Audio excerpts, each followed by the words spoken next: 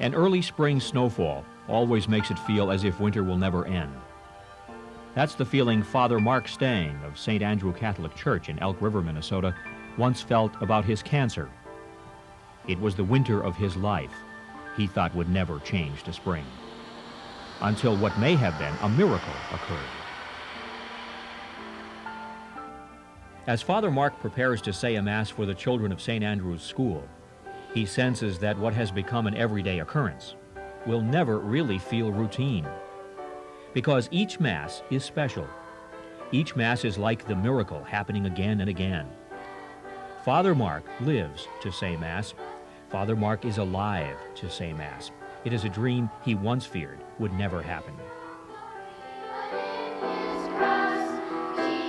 But being a priest wasn't always in the forefront of his mind. It wasn't always a part of his future plans.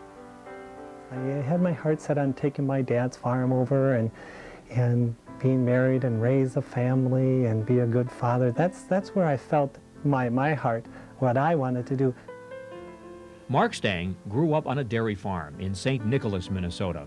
He was one of 10 children, the one who wanted to follow in his father's footsteps. He struggled as a student, so college was not in his plans, and neither was the priesthood. But something continually tugged at him to become a priest, and he finally gave in.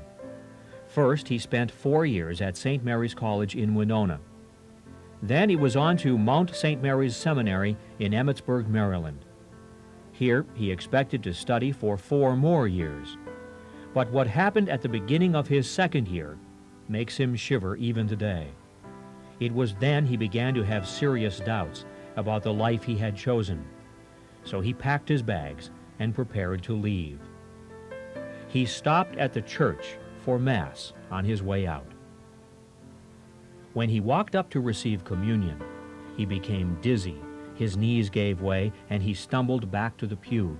And as he looked up at the altar, he saw a vision of himself, vested as a priest, saying Mass. And I think I cried there for 2 hours. And I went back to my room and unpacked my bags and continued on in the seminary. And ever since then, it was just a great urging. Even though it was difficult, it was a great urging. Only if I could offer up one Mass. All this study, all this trial would all be worth it. But by April of 1990, it looked as if Mark Stang would never be ordained as a priest. A lump in his stomach was diagnosed as malignant lymphoma cancer. Mark Stang was dying. There was a real concern there because the chemo wasn't working and new tumors had grown up around it, and they were giving me maximum dosage of a real powerful chemo, the one they thought would take it away with no problem. Even after extensive chemotherapy, his tumor had grown to the size of a football, and others had appeared around it. It was Mark Stang's irony. After struggling to choose his vocation as a priest, he was now faced with dying even before he could ever complete his goal. He wanted to say Mass before his life came to an end.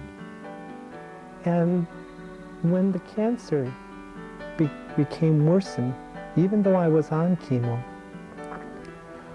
I asked the bishop if it would be possible that he could ordain me early so I could do that before I even go into the bone marrow transplant and the heavy doses of radiation.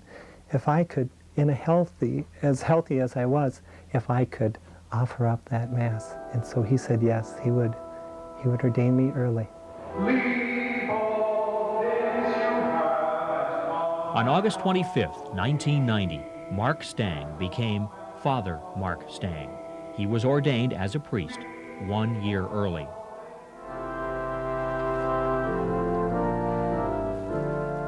And the very next day, August 26th, he offered his very first Mass. It happened in his hometown parish, St. Nicholas, Minnesota. Welcome to this holy place. Welcome to this holy hour. Many had prayed for a miracle cure for Father Mark, and as far as anyone knew, the cancer had remained. But he assured them that day that a miracle had happened, and this was it.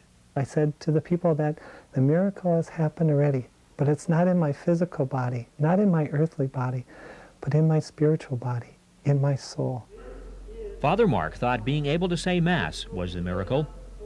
What he wasn't aware of that day is that another real miracle, the one everyone had prayed for, may indeed have happened. Tests at the Mayo Clinic the following day revealed Father Mark Stang's cancer may have disappeared.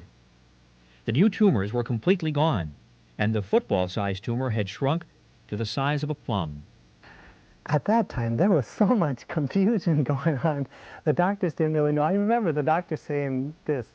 They just said, well, you must be close to the Lord. Because after 8 doctors took a look at this, and they said they couldn't explain it. So I'd like for you to just open... Years later, and the plum-sized substance remains. Doctors think it could be harmless scar tissue left from the original tumor.